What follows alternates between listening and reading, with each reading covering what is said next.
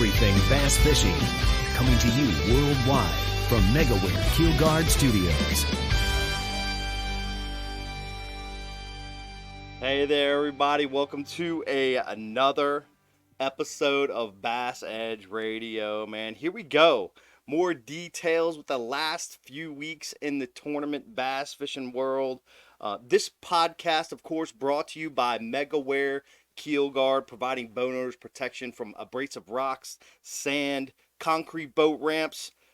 After the show, be sure you go browse keelguard.com to see all of the additional products they have. Besides the keel guard, of course, the flex step, battery guard, skeg guard, and many more. So be sure to go check those out. Well, I would say over the last 15 days since our August 1 edition of Bass Edge Radio, the biggest news in the sport is KVD is gone. KVD has officially retired from regular season tournament bass fishing. We're still going to see him next year, obviously, in the MLF Heavy Hitters event that he qualified for. Also, the Red Crest in 2024 down there on Lay Lake. We'll see him there. But, man, KVD pulling the plug. I believe he's 55 years old. I would say for sure the most successful tournament bass angler in the modern era of fishing. KVD dominated the tournament scene basically from really the time he started. He started in 1990, ended in obviously now in 2023, 33 years in the game.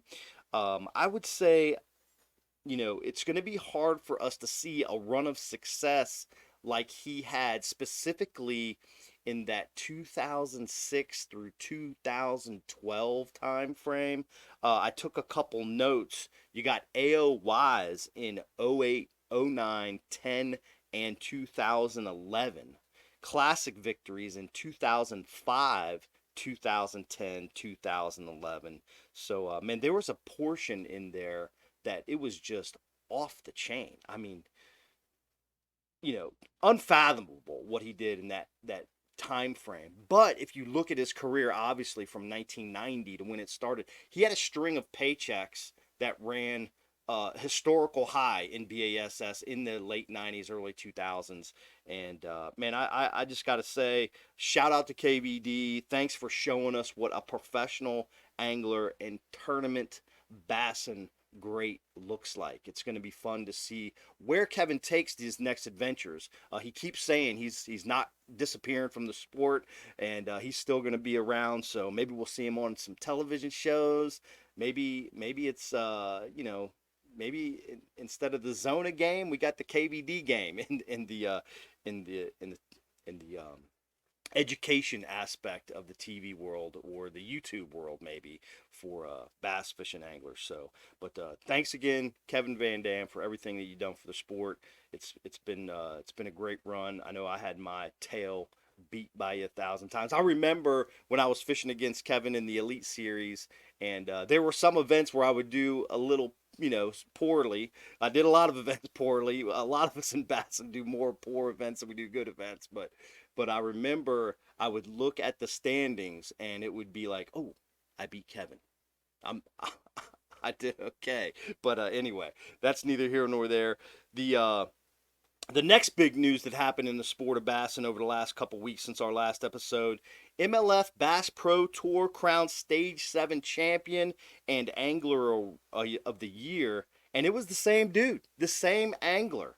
Good friend of the show, good friend of mine. That's right, Matt Becker, a rookie on the Bass Pro Tour this year, has won the Bass Pro Tour Angler of the Year title. He took the Champions Trophy there on Saginaw Bay by winning the event. He wouldn't have had to win the event to win AOY. I think he still would have won if he came in third or fourth. He beat Ott Defoe and Jacob Wheeler by 4 points throughout the season. Man, just ounces here and there just, to claim that title.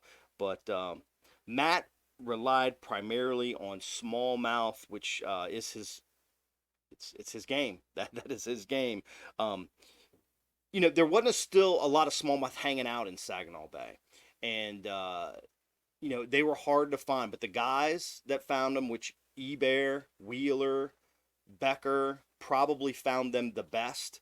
And Matt Becker had to improvise on that last day. Basically, the areas that they were sharing had run dry.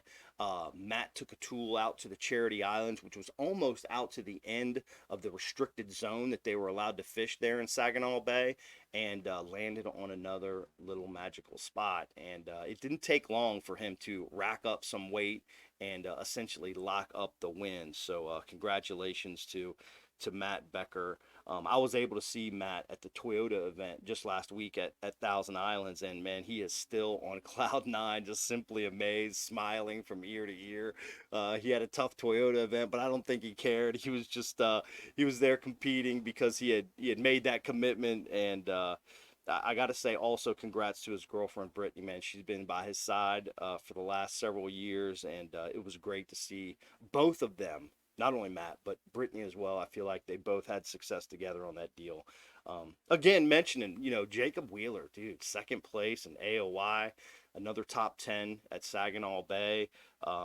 Him and Ott, again, like I say, just 4 points behind in AOY. So close. Ott just been, on fire the last several years as well. So it's been really, really great to see.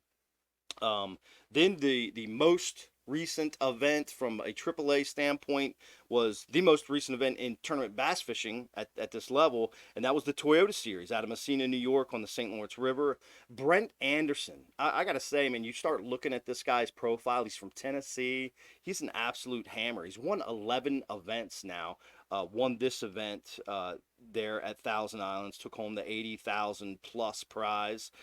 Brent recently finished the BASS Open. I remember this just a few weeks ago. He led the first day, had a 23 or so pound bag, and was one of the few anglers in the Open that didn't make the run toward Clayton, which is an hour and 20 plus minutes to run out there toward that, Alex Bay, Clayton, toward the lake off limit zone where you can't go into the Lake Ontario specifically. But man, it was really cool to see him. He ultimately finished 6th place in that bass event, and then now won the Toyota event. So Brent Anderson on fire up there at the St. Lawrence River, and has been putting a lot of time in up there. He talks about how much he loves the place, how he just feels just wanted to get to know the St. Lawrence River over the last many years, just because he enjoyed fishing up there so much, and did most of his damage, what I thought was real interesting, on a 1/4 ounce jig. So he was throwing a 1/4 ounce jig with a little TRD on the back for a trailer, kind of making that goby look out there. What makes it really interesting is he was using extremely light pound test. I think it was 10 braid to 8 fluoro on his leader. But a 1/4 ounce in that current, if you've ever fished the St. Lawrence River, that current rips. You're talking about a mile to, almost a mile an hour current to a little, maybe up to a mile and a half current, depending on just levels of flow and what's going on with the river. So a really neat, something that we can all take and learn from Brent's victory there is how to continue to be finesse still in a lot of situations where we think it's hard to be. I talked to several guys that were throwing 1/2 ounce jigs on 12, 15 pound fluorocarbon because the zebra mussels just eat up your line.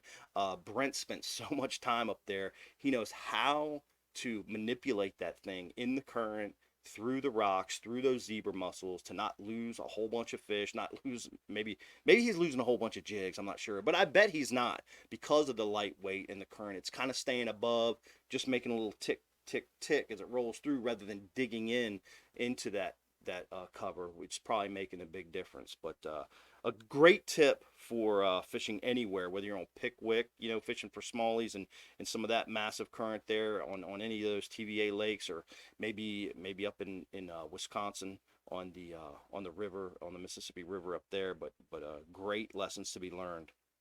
I had a great time fishing the St. Lawrence River. I had a really fun practice. It's always fun fishing up there, but man, it is so hard to decide what to do. You've really got to be, to make the run. you know, the hour and 20 to hour and 45-minute run, you better be sure that you've got some fish in a small area, because you don't have a whole lot of time to run around and sample places. You got about 4.5 hours to fish down there.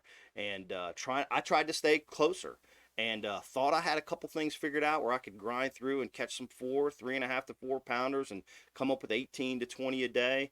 And dude, I was wrong. It did not work out for me. I think a little bit of it was pressure in the area I chose to fish, but I think primarily, man, I just didn't adapt well. Didn't move. You know, try to rely too much on, you know, 3 or 4 drifts throughout the day, and once those drifts weren't working, I just wasn't moving around to find new stuff efficiently enough. So anyway, I love fishing up there. It's a lot of fun. My next event's going to be the Toyota Series on the Potomac River in September. Bass has kind of been on a little break, but they're going to ramp up big time in these next couple weeks. The Elite Series on Champlain starts this Thursday. Then they're going to go directly to the St. Lawrence River. So back-to-back events is going to complete their season. That's going to be a whole lot of fun to watch. It should be interesting how that whole thing dials up. We're going to talk more about that toward the end of the show. But as mentioned in our previous episode, as the tournaments were just concluding, the MLF Invitational, stop number 6, had just concluded up there on the upper Mississippi out of La Crosse. The benefactor of that event was Matt Stefan from Wisconsin, not so far from down the road from that venue.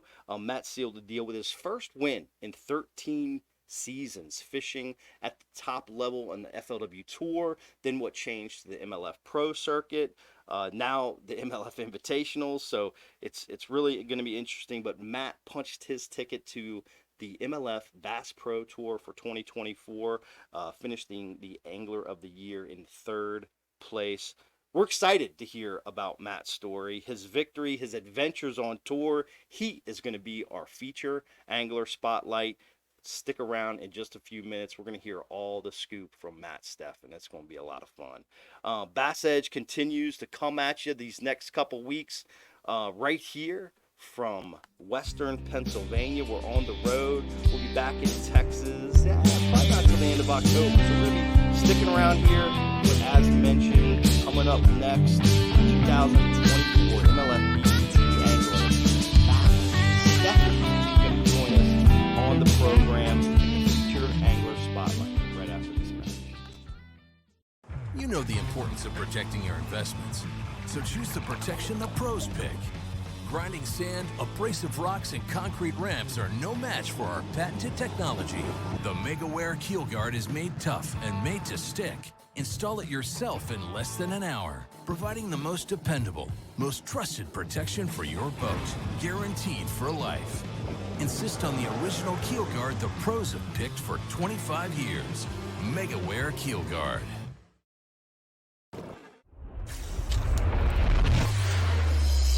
Nitro, a rush of tournament adrenaline.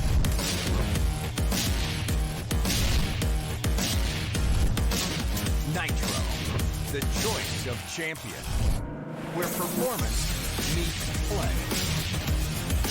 Nitro, a big water beast, a pure fishing machine. Nitro, release the champion within.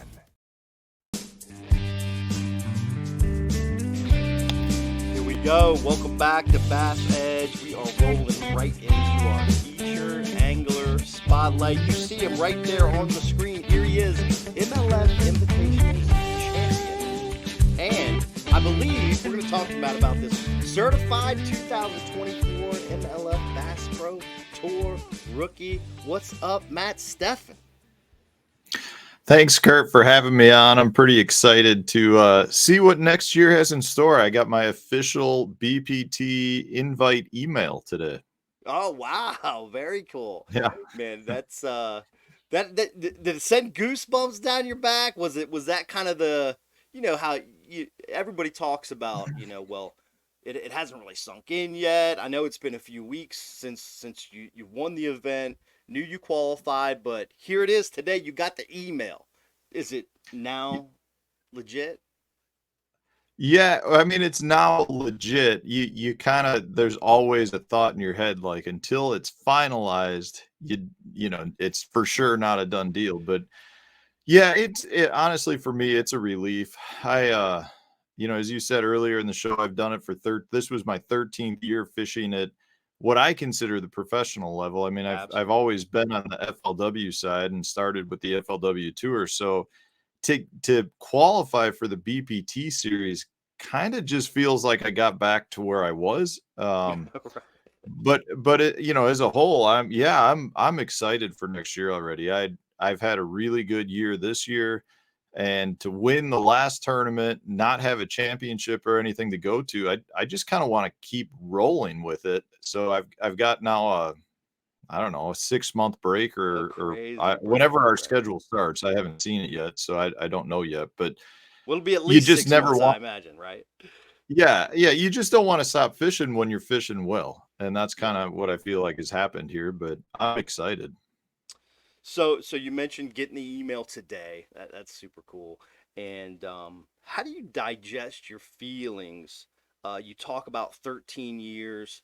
You fished the FLW Tour. You fished against several of the guys on the Bass Pro Tour for several years already. So you've kind of been in that mix. Then there was this organizational shift and wildness in the industry, which still left you fishing at a professional level, but not where you were from a level standpoint, right? Not the FLW Tour was the top level in the FLW organization at that time. So how do you digest the feelings, the decisions that you've made to continue to push the MLF envelope, right, and follow that organization's path? Because there's a lot of people that chose another route, right? So how do you define where you are now in this fishing landscape and those little decisions you made along the way? Because if anyone's followed Matt Stefan's career, they know that you're a businessman. You know, you're a numbers guy, and you've looked at this 1,000 different ways, and you've chosen a path at some point, and then maybe teetered around with a different path, it sounded like at times, but now you've punched the ticket and you're back to where I think that you belong. How do all of that emotion come together, dude? Yeah, it's well, you said it. It's a business. It really is a business for all of us anglers. And I every year I've fished, I've evaluated where I'm at. Is there better opportunities to try to go elsewhere? And for me, you know, at the start of this year, a lot of it came down to my relationships with uh previous FLW staff who are now MLF staff, and you know, kind of where I was at. I really felt like the MLF staff used me very well for a lot of promotional opportunities, whether that was in the magazine for in a print form, whether it's on the website. They invited me to always be a host or a presenter at the Major League Fishing high school camp. Like we had a very good relationship, and my sponsors were comfortable with where I was at. They were comfortable with the promotion I was getting. And Very from a cool. business perspective, I really felt like for 2023, staying with what became the Invitational series was a good opportunity for me. I also really liked the schedule. The schedule set up uh it's set up for my strong suits, and I was excited to fish a lot of the lakes, and it turned out to be really good. I mean, I had one little hiccup at the Potomac River where I finished 65th 62nd or or second, something yeah. like that. It was Yeah, like mid and 60s, which isn't too much of a hiccup in a 150-man yeah. field. So, Well, I yeah, had a good first day. I was in 20th after the first day, so I right. stumbled the second day. I just never got a big bite, to be honest with you. But that little hiccup cost me the Angler of the Year. So it was a in my eyes it was a big It hiccup was a at this big point. hiccup. But Yeah, uh, that's yeah, it was super. a good year. It was a good year. That is so. I looked obviously before I do all these shows and I follow this like I'm a nutcase like you are about bass fishing and anyway I noticed that you only missed one check this year, the Potomac River. You look and anybody that follows the pro circuit really closely over the last many years it was in place. They saw Matt Stefan was a really consistent angler. what the consistency of your performance throughout your career, even in the FLW tour, as you got started, you never had like wild bombs in the AOYs. You were always kind of either mid or upper pack, and usually in that upper quarter. What do you feel like your strategy has been in your career, and kind of your yearly plan of attack that's enabled you to have this trait of consistency? Yeah, I mean so I evaluate my personal performance all the time, and I wish I could specifically say it's this, this, and this, and I can't really. I can definitely point to my early career. So the first 3 years on tour, I was right in the middle of the pack, but I was also working a full time corporate job in the financial industry, and I was being torn here and there. I mean, I'd try to bust my butt at work to get caught up so I could go for a week and Right. spend a week fishing a tournament. I'd come back. It was always a game of catch up. And, after my third year, I actually just I, I gave it all up, which was, in hindsight, a great decision. But at the time, it could have been a really bad decision. And I gave it all up to pursue fishing full time. And that was, that first year, I finished, I don't know, in the 30s in points, made my first Forest Wood Cup, and I think I've been in like the top 40 or low 40s every year since then, except for last year. Last year I didn't. I think I was back in the 70s. I had a bad year, but generally speaking, I'm pretty consistent. I can't say I go out to like cash checks. I really try to win every event I Really. fish, but it turns, I feel like if you have a bad tournament, if you're fishing to win, you still cash a check. And What about the thought process that you fish to win and then you just bombed though? I mean, where does that come in? Because you hear that a lot, right? Especially, let's say day two of a tournament, guy's got a rough first day. He's like, swung for the fences and I sucked again, and that's part of it. You're talking about swinging for the fence or trying to win, but yet you're still able to manage that consistent performance.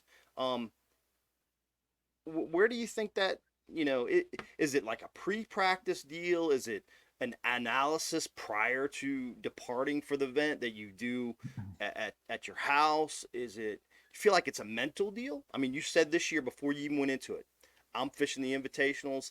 I like the schedule. I feel confident in the schedule. What of those three things that I just mentioned there do you feel like really establishes this game for you? So for me, I think it's a practice deal. So I don't pre-practice. I think I've only pre-practiced 2 or 3 times in my career. It's being from Wisconsin, Right. and going back to the business side of things. If I go pre-practice before an event, generally you're talking about 2 days of travel, 3 days of practice, say, and it's like several $1,000s in expenses, which means if you cash a check, you probably break even at that point. So I don't pre-practice at all. But I really do feel like the official 3 day practice period is where I take the mindset of I'm fishing to win. And generally at the end of practice, you have an idea as to how good your practice went. Do I actually think I've got something I should go all in on, or do I have something that maybe I've got a few ways to catch some big fish, but I also have some fallbacks. So, a lot of times for me, I start the day off trying to hit that so-called home run. Like Okay. I'm going to where I think my best opportunity of big fish are. And unfortunately, most of the time it doesn't pan out, but I give myself enough time to adjust, to go secure a limit and kind of go to plan B at that point. So I very rarely am fishing plan A, the best way I think to win the event the entire day, the entire tournament. If it's not working in the first couple hours, I usually bail, go to plan B. If plan B pans out, which I feel like more times than not it does, I can go back to plan A if I need to try to catch another big fish or so. But Maybe uh that's it. Maybe that's it. You hear a lot of guys, that they want to feel secure in having a limit first, right? They feel like yeah. once they get five, they can then go out and play, right? Kind of try some things. Um, you you just explained just the opposite. You like to go after what you feel like is is the promised land right out of the gate. Yeah. And if the promised land doesn't So work, what do you give it? Like an hour, 2 hours, 30 yeah, I would minutes? say I generally give it probably a third of the day. And Okay. if it's working, you stick with it. But if it's not working, you make the audible. I will say, Kurt, one thing I did after my third year on tour, I contemplated, this is when I was like, if I'm gonna go all in, I need to quit my job. If I don't go all in, I should just keep my job and give up fishing and stay fishing local because I was doing really well local. I was funding my professional career fishing local tournaments. So it was Nice. kind of like if I go back to fishing local, I feel confident I'm going to generate revenue. But Right. one of the things I did at that point was I went back, created a big spreadsheet, looked at all my tournament finishes and said, how many days did I not secure a limit? And had I secured a limit of the minimum size fish, so if you're in Florida, 12-inch fish, I gave myself One 3/4 pound. of a pound, right? So like Okay. I did Yeah. that for all the events. In all three of those years, I think I probably had 4 or 5 fish throughout the year that I was short. Meaning, there was a tournament here, I weighed 4 fish, tournament here, I weighed 3 fish, whatever. And it after calculating all of that out, I would have gone from in the 70s in AOI to right at the Forest Wood Cup cutoff line just by Wow. securing the smallest size keeper every one of those days where I failed to catch a limit.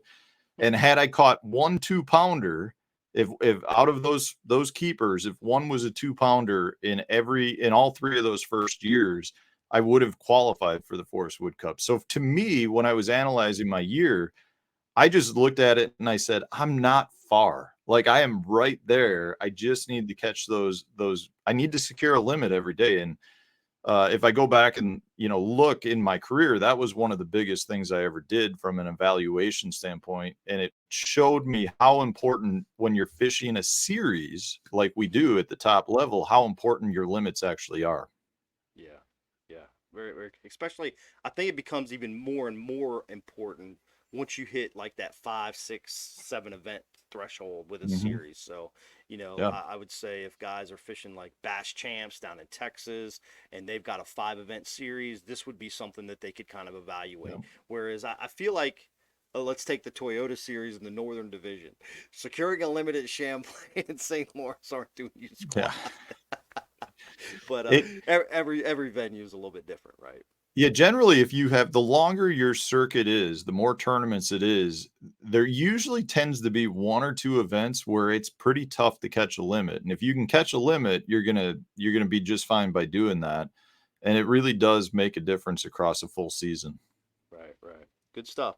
Man, you do a lot of great. We're going to talk a little bit more about your YouTube later in the interview, but you do a lot of great YouTube videos, techniques, tips, tactics. What techniques has Matt Stefan really just kind of leaned on over the last, 4 or 5 years? Now that with all the new technology, and all the techniques that have been in play, but is it power fishing? Are you a scoper? Or active targeter, whatever units you Yeah. might use, or a finesse angler. What seems to suit your personality that's kind of put you at this juncture to where you're qualified for the Bass Pro Tour now?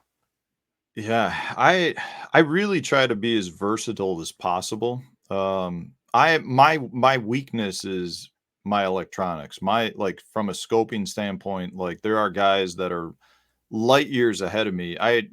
This year I think I weighed 5 fish all year that I think I can attribute to forward facing sonar. So for the Really? most part, it was a power fishing year for me, which is probably my strong suit. But I gotta tell you, like, I mean, I'm from up north. I love gin clear finesse fishing for, both largemouth and smallmouth. So I really feel very well rounded. I think if I had to say, this year was much more of a power fishing year than I've done in the past. But I probably power fished all year until we got to the Mississippi River where I should have been power fishing, and I caught him finesse Wacky fishing a rigging. wacky Right. rig. Right. Yeah. So That's cool. I Yeah, try to well, do it all. I remember the last time you had a really good event on the Mississippi. You were Ned rigging and I think flipping some too. So it's a toss up there. That's a wild fishery you got up there. It's Yeah. man, you could frog them, swim jig them, chatterbait them, net them, drop shot them, Carolina. I mean, it's all over the map up there. And who knew you could do all that in 5 foot or less? Yeah. Yeah. It's True. pretty cool. All right.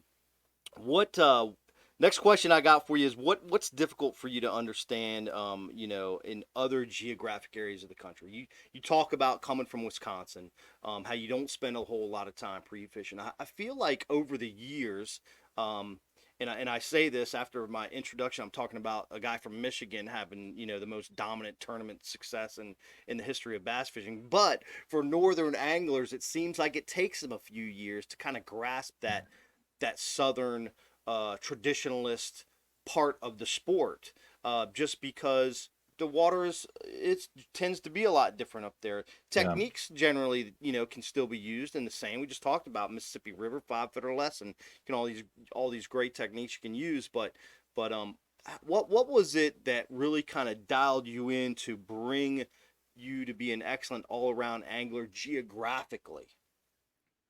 Yeah. Well, I gotta say, I mean, for me, when I look back in my career, the biggest hurdle for me was overcoming that geographic location. My experience was all upper Midwest for the most Right. part. I had fished a few lakes, but it was really very northern based. So it took me a while. It took me that first 3 years really to kind of get comfortable with the Ozarks region, the blueback herring lakes, the TVA lakes. And Right. it's really one of those things where they're all bass, but they all kind of fish differently. So Yes. for me, it was a lot of learning each of those specific regions. And then at the same time, I really believe that the fact that the southern lakes are dominated much more by your shad-based forage species versus the northern fish, which are much more your bluegill, your perch. You do have some of your pelagic species like smelt and alewife and stuff like that, but that's Right. generally more smallmouth based. So it was definitely a learning curve for me to adjust to each of those types of bodies of water. And in hindsight, for my career, it would have been really beneficial to either maybe fish as a co-angler or to fish some AAA type stuff before I kind of jumped into the FLW tour. And The funny didn't you part, do it? You dabbled in a co-angler event or two, didn't you? no, I really never, I No? never, not Oh, at the professional level. gotcha. Gotcha. I had fished some Bass Opens, but they were the Northern Division, so it wasn't anything different. The funny thing is, like, the region I feel most comfortable with that relates most to me to the north is the fishing Florida. Like, I love going to Florida, and I've got a Right. pretty good track record in Florida because it feels like I'm just fishing a grass-filled lake up north, and Yes. it is pretty similar. That's cool. That's cool. All right. So we know you're not a pre-practice guy, but you got the BBT coming up in Mhm. 2024.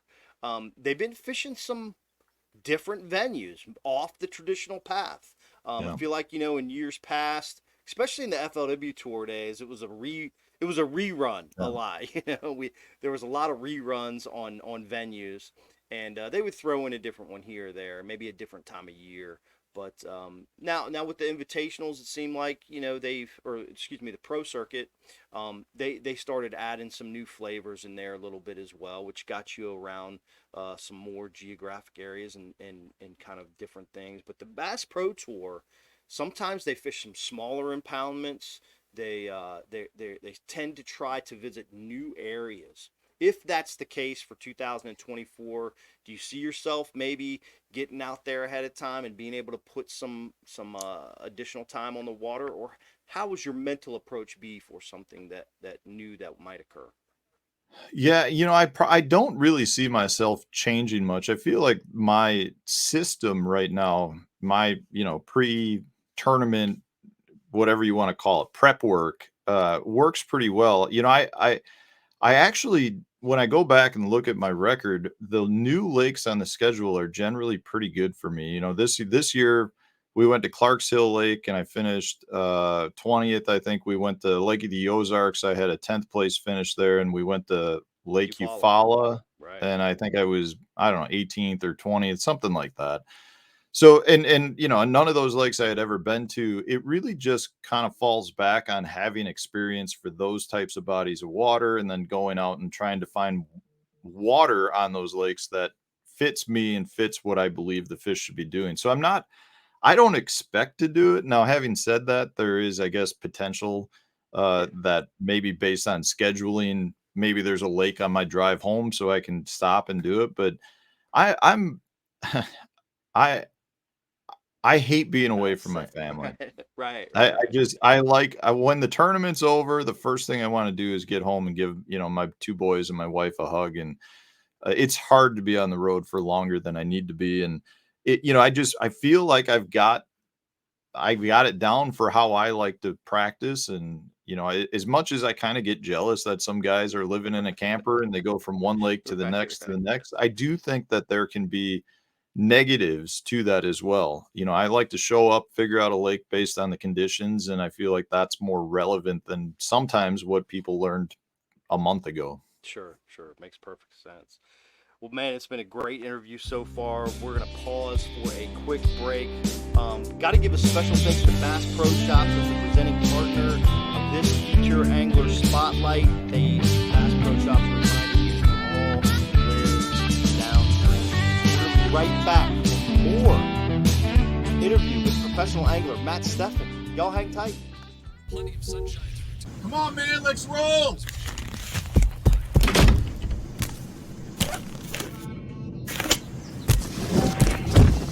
What the? To catch the fish, you need to be one with the fish. With PowerPole shallow water anchors, you'll get the ultimate in precision, power, and control so you can catch more fish. No face paint or phony fins necessary. Excessive shock and vibration are two leading causes for premature battery failure. Prolong the life of your batteries with the new MegaWare Battery Guard. The Battery Guard sits under your battery and absorbs excessive vibration and bounce, reducing G-shock by up to 80%. Great for boats or anywhere shock and vibration can damage a battery. The Battery Guard can easily be trimmed to fit virtually any custom shape or battery size. Save money by protecting your batteries. Spend more time on the water and less on maintenance. Find yours at megaware.com.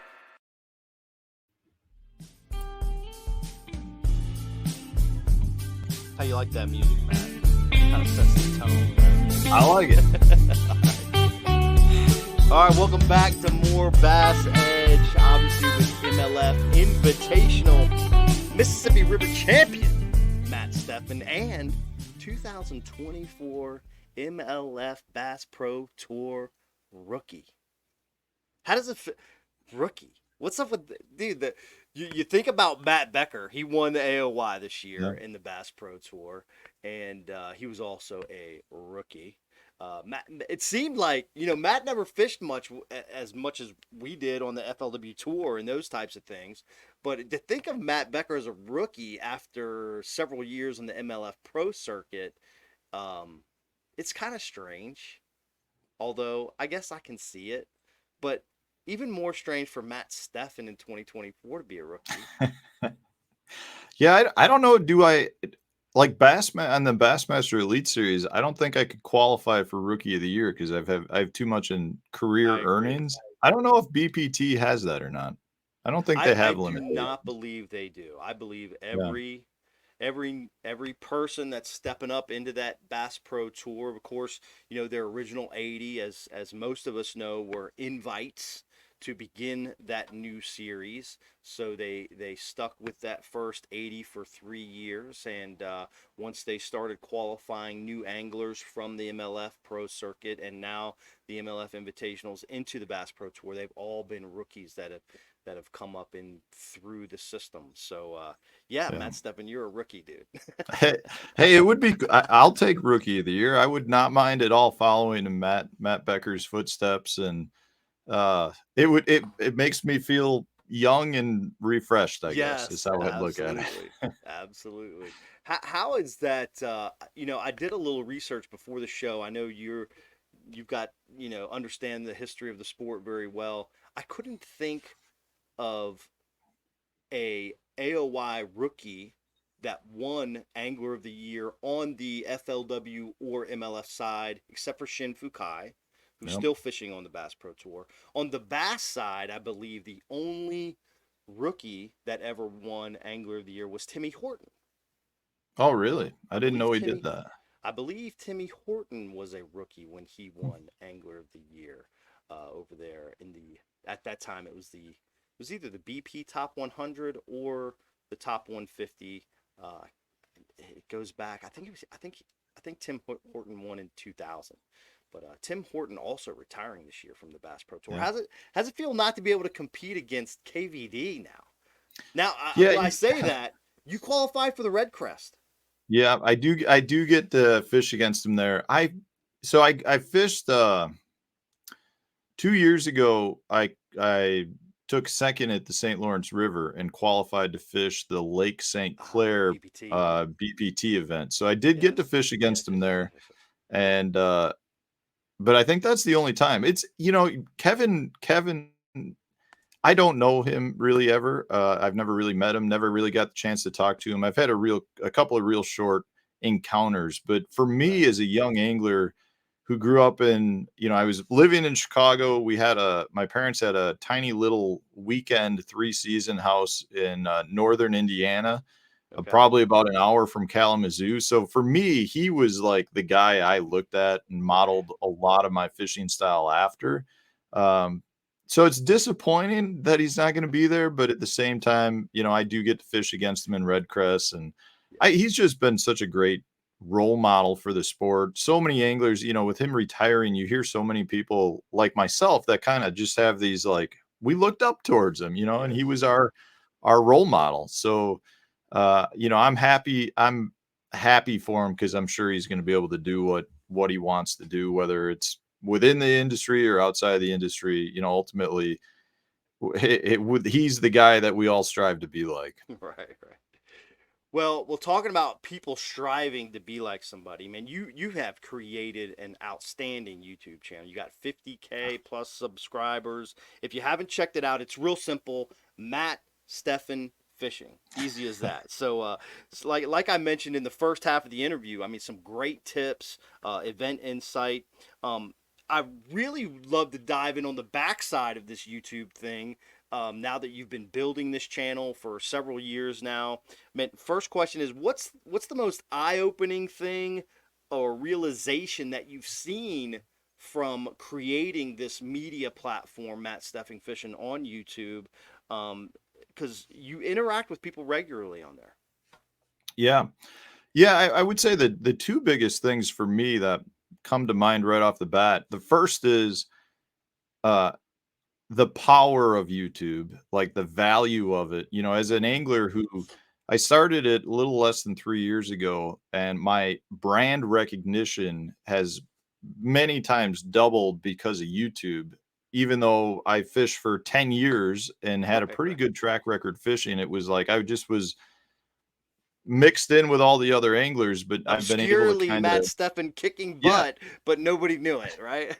yeah, I kind of always referred to myself as one of the most well-known unknown anglers. And what I meant by that was, like, within the tournament circuits, like, I feel like I had the respect of my competitors. Like, they recognized me as a good competitor that was out there to compete. But I had very few recognition from, like, fans outside of the tournament world. And now I get a lot more recognition from fishermen, whether they're tournament anglers or just people that like to bank fish.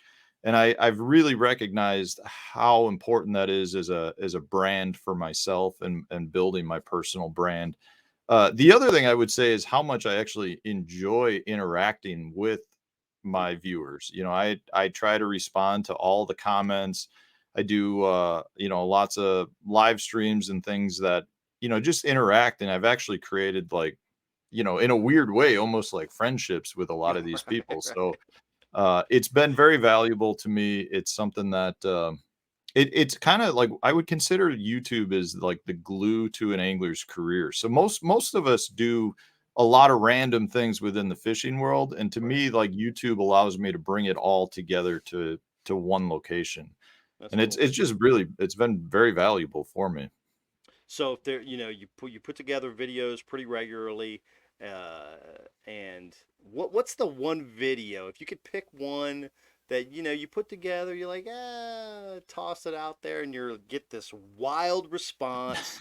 What is that one, maybe two videos that you've just been really shocked about that people, uh, kind of absorbed really well? Yeah, so my most successful videos are generally what I call retrieve videos. So I pick a bait and then kind of give 3 or 4 different ways to retrieve that bait, because most baits are not meant to be cast and retrieved straight back. There's little things you can do to generate additional strikes. So those have been by far my most successful videos. And they were, I guess, surprising to me, because I felt like I was just making another video, because my channel is all primarily education based. It's Yeah. not, doesn't have the fireworks, doesn't have the cool editing work. It's pretty much all me talking to a camera. If I'm on the water fishing, fine. If I'm in the basement bait shop here talking, that could be the case too. But it's really more about trying to provide anglers with a couple of tips that are going to help them catch more fish, because I truly believe that fishing is a phenomenal sport to get people involved in, and the more people we can get involved in it, the better it will be as a sport, as a business. And it's just one of those things where I'm trying to do my part, and it's very much education based. Now, having said that, I'm a big tackle tinker. I like to make my own tackle. I like to do kind of off the wall things too. And generally those don't perform well, even though I think they will. They're I like, did a, I, this is going to be a cool video. Oh, I not did a. a, I did a video, not to gross everybody out, but I did a video where I one of the FLW title championship events, I like to fish barefoot, and I stubbed my foot on the trolling motor foot pedal, and my big toe turned black and blue, and my nail fell off. So I took the nail and I replaced a crankbait bill with it. And it worked amazingly well, to the point where I was catching fish on it. And I was like, this is what YouTube is for, the crazy stuff. And man, it's like one of the worst performing videos I've ever had. People were completely grossed out by it. But I like, it was one of the most fun ones I've ever had making. So That's I do a awesome. few weird things like that, but generally it's straight to, how to catch more fish. So it is. So let's talk about the reel retrieve videos. Is reel retrieve? Do you feel like extremely underrated as far as how productive a bait can be? When you mention that, I think about how many little quirky things I've done on the water to get on a bite, when Yeah. a lot of people went right through the same area, and maybe they just kept winding a lure the same speed, but maybe I stubbed my toe on the trolling motor or did whatever, and slowed down a little bit. Maybe I got a phone call or something, and all of a sudden you realize a different speed of retrieve or different presentation is essential to getting a bite. Yeah, I think it's probably the most underrated thing that the novice angler doesn't recognize. We a lot of times you can use multiple different baits in the same situation. Sometimes they work, sometimes they don't work, and you need to have that one specific bait. But more times than not, I feel like what separates the best anglers from the average angler is their recognition of what their bait is doing at all times. And a lot of times they're doing something, whether it's with their actual reel handle turn, whether they're imparting action with small rod twitches, whether it's a stop and go, it could be deflecting baits off cover. Really what it comes down to is the fish that are actively feeding, and in my opinion, the fish that are actively feeding will hit a lot of different baits. The Right. fish that are in a lethargic state, not actively feeding, need to be triggered through some sort of reactionary event. And generally that comes from the angler knowing how to impart some form of action within their bait that's going to trigger those fish. Yeah. Yeah.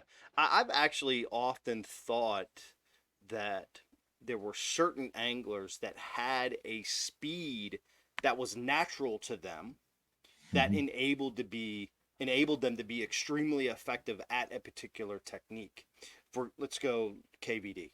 He winds the bejesus out of a crankbait. I mean, cranks the living snot out of it. And that's his kind of hyper personality characteristic that triggers those fish to bite. I watched Jordan Lee flipping a jig around laydowns, and I see that slow, southern, methodical presentation, and I really get to the point where I feel like there is a trait in each individual that makes them excel at a specific technique because of their, their personality almost. Yeah. Yeah, I agree with that very much so. I also think there's a lot of things, a lot of minor details that are not really minor, but that the most anglers take for granted. A lot of times you can see somebody burning a bait back to the boat, but what you don't recognize is maybe they're throwing it on an 8-to-1 reel, and then that angler goes to try to mimic it, and they're throwing it on a 6.3-to-1 gear ratio, and so they're not actually doing the same speed. Other things, with respect to just how you're imparting action with your rod. Well, if you've got a 7-foot rod and the guy who's doing it has a 6.6 or a 7.6, they're moving the bait in a much different manner. So there's a lot of really small details that actually make a big difference. And that's kind of the stuff I try to talk about on my channel. With each episode, I try to give at least one tip that I think a tournament angler would value. And at the same time, you'd have a maybe somebody who fishes twice a year and they're taking their kid out fishing for the first time, something that they can apply as well. Yeah.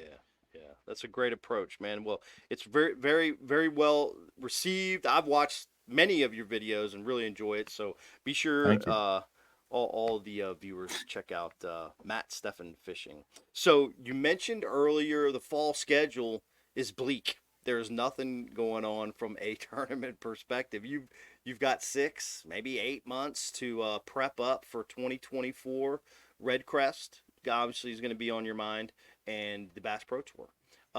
Will you just fish the Bass Pro Tour in 2024, or will you take on some additional events, or kind of what's your thought process on what you'll do next year, and what will you do over the next 6 months besides create YouTube? We know you're going to do that. Yeah.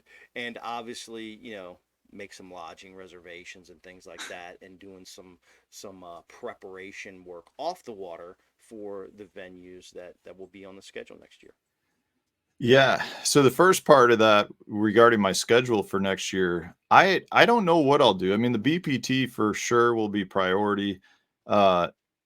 If they continue to kind of take the invitationals and piggyback them on some of the events where, if I start in Florida on Okeechobee and the invitationals are the week before and after on Toho, yeah, I could definitely see myself jumping in some. Right.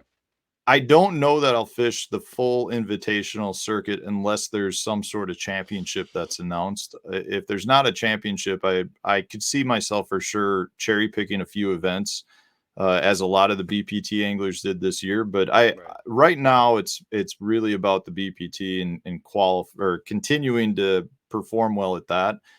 Other than that, it's going to be based on schedule. I mean, I could see myself jumping in Toyotas too or something if it works out. But right now, as much as my tournament off season has begun, I've really worked harder these last couple of years than I've ever worked in the industry. So I definitely, the YouTube stuff is a big part of what's going on. I've recently started up a tackle company with Johnny Schultz of Fish the Moment, another YouTube guy. It's called Core Tackle, and we've got the 2 top selling terminal tackle items at Tackle Warehouse right now. So we're trying to grow off of that. I've got prototypes of so many different baits that I'm working on and testing. I mean, there's a lot of work that's going into that. So I'm really kind of staying busy doing fishing related stuff. It's just not tournament fishing. But I do believe that in this industry, if you want to make a career out of fishing, you need to have a lot of different avenues, whether it's YouTube related stuff or content building, or, maybe guys are working shows or, fishing 35 tournaments, whatever it is, you gotta be, You could you be a gotta stay Dakota relevant. eBear, right? Yeah. I You think gotta be eBear is fishing like 15 or 20 events a year, right? It's like, what? Yeah, I don't know. I would love to know what his mileage is, because he's I feel like every tournament I look at the results, he's in it. He is. He's in a And he's lot of them. generally like in the top 10. Yeah. All right, let's go to potential improvement Matt Stefan sees in his fishing strategies, prowess. You talked about not being a scoper or much of an active target guy. Where do you think, and what will you work on this off season to try to improve the Stefan game on the Yeah, water? I'll continue to work on my electronic skills. Like it's not that I don't feel confident in what I'm doing. I feel like I'm very capable of doing everything from an electronic standpoint, but electronics continue to advance, and it's Yeah. like, to stay on top of all the updates and all the new stuff coming out, you have to just continue to do it. You don't want to just fall back on one certain aspect of it. It's like with respect to the forward facing sonar. I mean, I think the best guys out there are doing it everywhere. It doesn't matter if they're in a solid weed flat, or if they're in 2 foot of water, or the suspended fish and the fish on like Lake St. Clair, that's easy pickings, right? But Yeah. when you Yeah. start Yeah. really utilizing it in areas that most people consider it not a functionable tool, is where I think I can continue to work. So that's where I would say the majority of my uh off-season practice, if you want to Sure. call it, continues to try to grow, and just continue to learn what's the best way to dial in my settings, what's the best way to kind of just use everything. This season just really worked out to be a good power fishing Right. format for me. I mean, it was a Mississippi River, Potomac River, and Okeechobee are all grass fished. You could, I mean, obviously we saw Okeechobee get one in the Elite Series Right. Right. using Right. forward facing, but if there's 3 bodies of water where that's less impactful, it probably would be those 3. And then, when you look at Clark's the Hill ended rest up of the being in the series, dirt. Yeah. Yeah. That yeah, was I a mean, it was you really could fish, you could power fish shallow if you wanted to most of the year, and yeah. so it worked out. But I'm excited to see what the schedule is. I'm not sure when that's coming out. I would expect it to come out soon, but I'll be excited to see what it is. And depending on what the schedule is, I could alter what things I want to work on. But right now, it's really about staying on the water, fishing a bunch, kind of making sure I've got everything dialed in. And I do think that that's one thing the YouTube channel has done well for me. It's like I'm so submersed in everything fishing right now, from Yeah. building my own rods to building stuff for core tackle to making YouTube content, that it's just like I think the more you're doing it, the more everything is kind of ingrained, and it becomes just that subconscious type execution versus you have to think about it. And I think Right. that's one of the things that really panned out well for me this year. So as things keep panning out well, let's give some advice to anglers that are coming up, man, trying to, go from the BFLs maybe to the Toyotas, or from, some weekend events to the Bass Opens, or whatever, an angler's from a weekend angler, just, fishing club events. If there were 3 techniques or disciplines in bass fishing that an upcoming angler needs to focus on, what would they be and why? Yeah, well, I think the first would be forward-facing sonar, and Gotcha. whether you love it or you hate it, in my opinion, as a tournament angler, that's potentially the most the biggest impact I've ever seen in anything in my tournament career. So I do Okay. think there are guys that single-handedly can concentrate on that and become an expert in it and compete just fine because they're that good with it. So that would be one thing for sure, I would Okay. say. Let me ask you a quick question on that real quick Yep. before we go to number two. Do you think there's been some talk lately? There's always been a little talk about how much is too much and all that kind of thing. Yep. But I really feel like it's getting a vibe now with some anglers having 3, 4 forward-facing sonars on their boat. Do you feel like there should be a limitation with this technology? My personal stance on it is I think it is a technology that is so advanced, so good that it is changing the game to a point where we need to have limitations in tournament fishing. Now, I'm not saying for the average Yeah. fisherman or whoever, Throw if your you want to rig A-rigs, your do whatever. Right. yeah, you can do whichever you want, but Right. when I look at the rules of the tournaments that we fish, there are rules that are in place right now that have nowhere near the impact that forward facing does. Me, like for example, I can't use an Alabama rig in a tournament, and it's like, okay, but like that, I don't feel like that has the impact. There, we up until a few years ago, you couldn't have a rod that was over 8 feet long. Like we have rules like that that I do not think are nearly as impactful. Um, so personally, I do think there needs to be some form of limitation because the reality of it is we're fishing it's a competition, right? So we can Absolutely. have those limitations. We have put limitations like that on Yeah. in other aspects of our sport, but Right.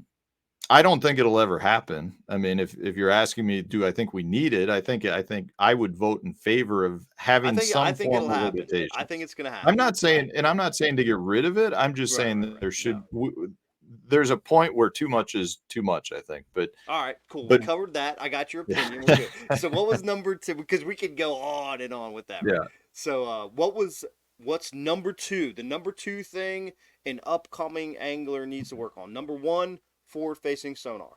Number two, in Matt Stefan's book, what really makes an impact? Number two is practice, and practice meaning like your official practice just prior to the event.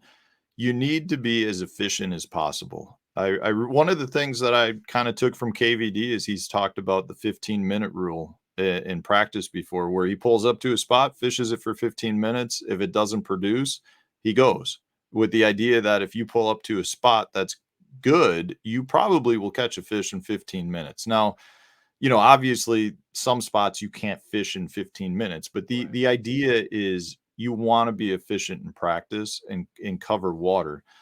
So I think that's a huge thing that a lot of people miss. A lot of people will, be caught up, and the next thing you know, they're 3 hours into their practice day and they're in the same spot they basically started. The best anglers out there are seeing a lot of the bodies of water during, a few days of practice and breaking it down quickly. And I would say that the third part to that, or the third thing I would say makes a good tournament angler, I think, at least this is something that when I look at the other top level guys out there, most guys are not fishing areas. They're fishing like very specific spots. They're pulling up and they're fishing as many what I call one hitter spots, meaning you pull up, you know exactly what the target is. There's either a fish there or there's not. You make the appropriate number of casts and you move to your next high percentage spot. Meaning, if you're catching them on laydowns and you've got a laydown every quarter mile down a bank, you're better off fishing the laydown, getting on the big motor, going to the next laydown, where the average tournament angler, I think a lot of them just put the trolling motor on and they fish their way to the next one. Well, you just wasted a bunch of time between high percentage targets. So the more you want to fish where you think your highest percentage spots are. Yeah, be effective. Be effective. That's very important, man. Man, it's been you bring such great knowledge to Bass Edge and to the listeners, and really stoked for you. I know we haven't talked a whole lot. We've seen each other out Yeah. on the road and on tour in the past and had a hello or something like that. Yeah. But I've always looked up to you, followed your career as with, you know, a lot of bass fishing nuts follow, you know, who they're competing against and just kind of know, you know, who's in the game, especially for myself, you know, kind of being in the industry. And I got to Yeah. say, it was great to see you win out there on the Mississippi River. I know it was close to home for you too, and as well as punch the ticket to the BBT. And I know that it means a lot to you, and I'm super happy for you, man. Thanks, Kurt. I appreciate it. I'm so happy you invited me on the show. This is, you know, one of the podcasts I listen to on a regular basis. And yeah, it I right now things are going good for Matt Stefan Fishing. I have no complaints. And to have that win feels like a huge weight off my shoulders. Yeah. Okay, before we shut this out and go into kind of some of my final thoughts, we'll go to a quick break before we get there. But any final words before we let you go, Matt, to the Bass Edge crew out there, you know, loyal listeners that we have here on the program? No, honestly, like I said, I'm just happy to have been on the show. You know, if people want more, find out more about me, check out Matt Stefan Fishing pretty much on all my social media pages. But other than that, hopefully we'll have a good year next year. Absolutely, man. Well, we will be watching on the Bass Pro Tour for Matt Stefan to maybe make it back-to-back Rookie of the Year, Angler of the Year. I like the sound of that. That would be It sounds good. all right, Matt. Well, get back to your family. I know that's a big part of your life, and your fishing, and your YouTube, and everything else that you got going on. Thanks for stopping by, Bass Edge. We're going to be back with some of my closing thoughts, review of some upcoming events. Until then, y'all stay tuned. We'll be right back with more Bass Edge Radio. Nitro, a rush of tournament adrenaline.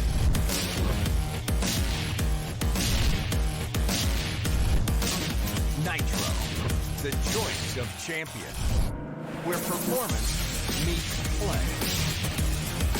Nitro, a big water beast, a pure fishing machine. Nitro, release the champion within.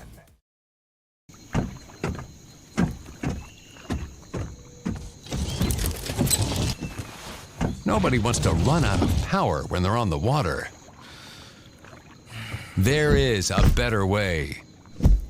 Introducing the Charge Marine Power Management Station from PowerPole that does the work of 3 devices: a traditional battery charger, a charge on the run, and an emergency start system. PowerPole Charge.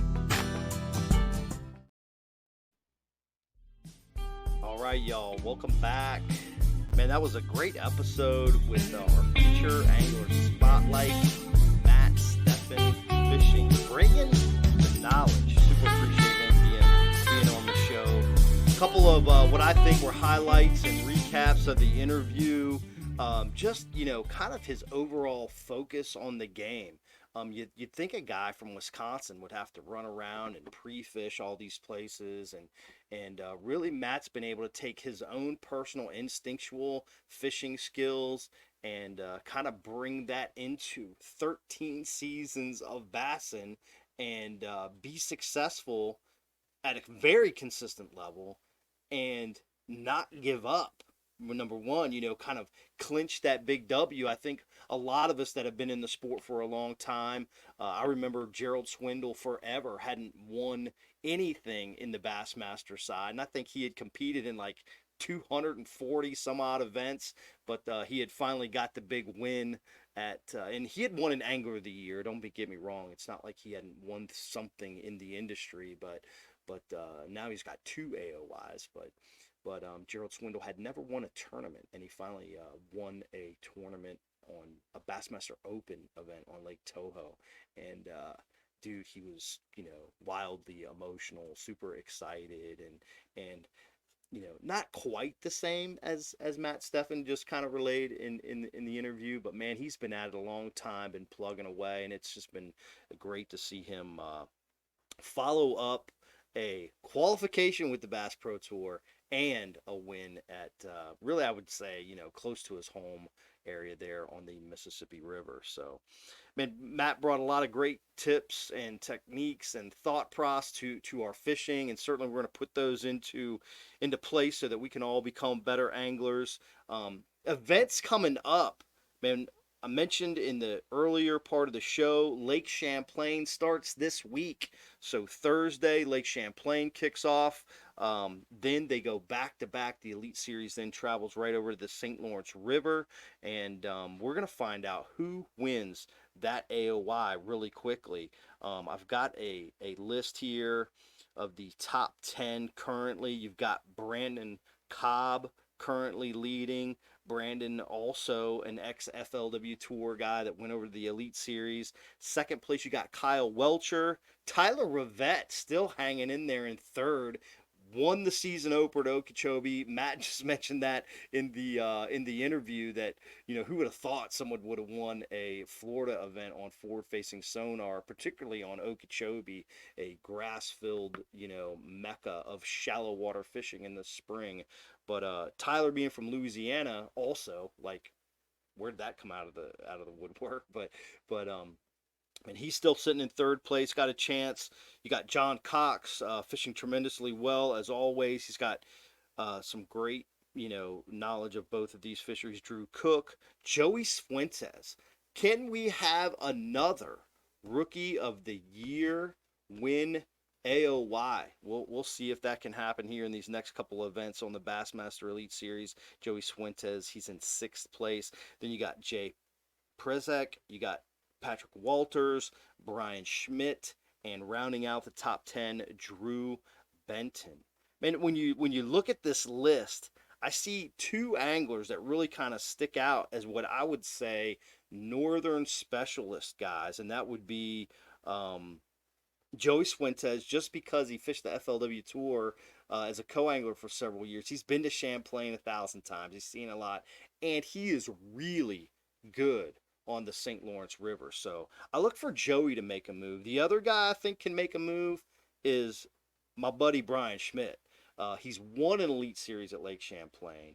He's put in lots of time at St. Lawrence. He had a lackluster event at St. Lawrence last year and out of Clayton, and he's looking for redemption on that. So if he just had a top 10 at St. Clair, so he's got the momentum moving.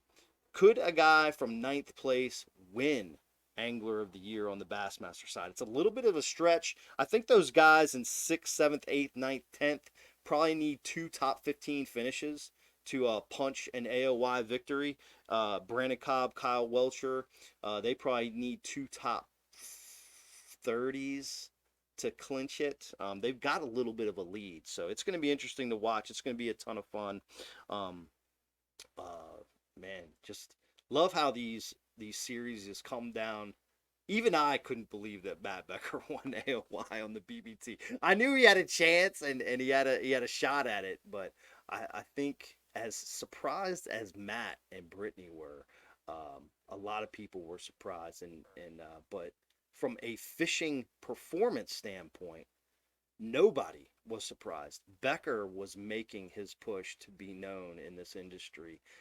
He just climbed that ladder so quietly, but fast, dude, really fast. So again, congratulations to Matt Becker on that BBT AOY.